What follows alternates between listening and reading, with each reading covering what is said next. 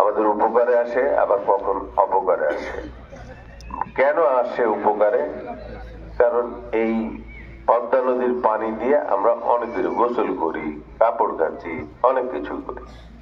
আবার যখন এটা কীর্তিনাশা নদী, যখন এগুল উপল ছাপিয়ে যায়, তখন আমাদের বাড়ি ঘর আশেপাশে যা আছে সব নিশ্চিহ্ন করে ফেলে।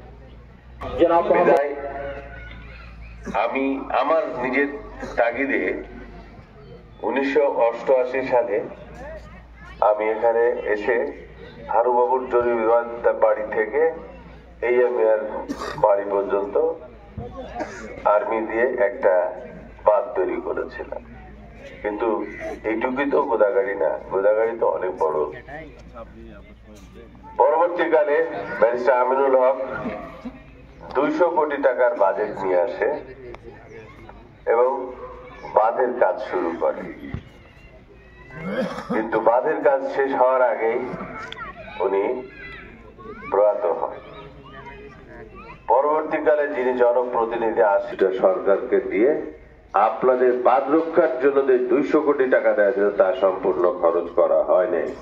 আমি আশা করব যদি আপনাদের সহযোগিতা এবং আশীর্বাদ সাহায্য পাই এবং আপনারা আমাকে সংসদে আপনাদের জনপ্রতিনিধি হিসাবে পাঠাতে পারেন, আবার সেই উন্নয়নের কথা বলে যেসব এলাকায় নিমপাড়া বলেন আরো অনেকগুলো জায়গা আছে যেগুলো এখনো এদের রক্ষণাবেক্ষণ প্রয়োজন, সেটার ব্যবস্থা করব।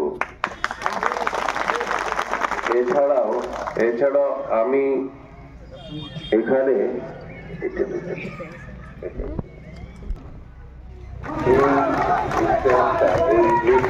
আগে দিয়েছিলাম, তখন আমি মনোনয়ন প্রত্যাশী ছিলাম, যেখানে আমার সম্বন্ধে এক নজরে আমি কি, আমার কাজ কি সেগুলো লেখা ছিল।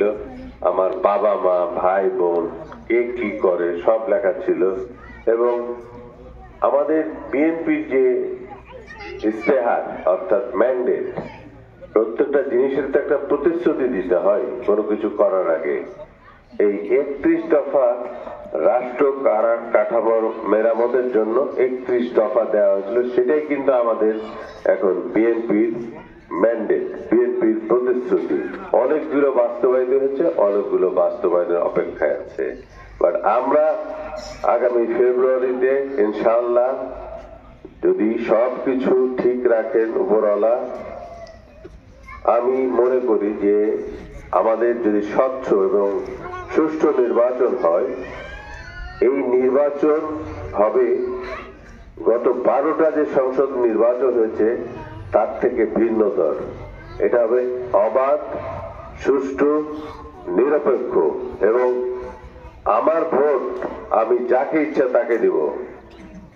কেউ আমাকে পেশি শক্তি দিয়ে, আমি একজন ভোটার হিসেবে বলছি, কেউ আমাকে একজন পেশি শক্তি দিয়ে কিংবা টাকার বিনিময়ে আমার ভোট কিনতে পারবে না।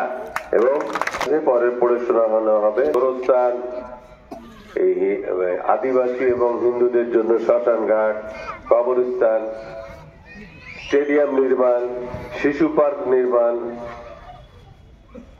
আমাদের গোদাগাড়ি থানা মহিষারবাড়ি এবং কাকুনাটে যে আছে আমাদের পশুর হাট, সেগুলো যেভাবে দখল হয়ে গেছে এগুলো। এবং একটু আগে আপনারা বললেন যে বিলের মানে পুকুর ও বিলের জলাবদ্ধতা দূরীকরণ। এই পুকুর ভরাট করে অনেকেই নিজ নামে, যদিও এটা জনগণের স্বার্থে, কিন্তু নিজ নামে চালিয়ে দিচ্ছে। ওখান থেকে এক বালতি পানি তোলাও কঠিন।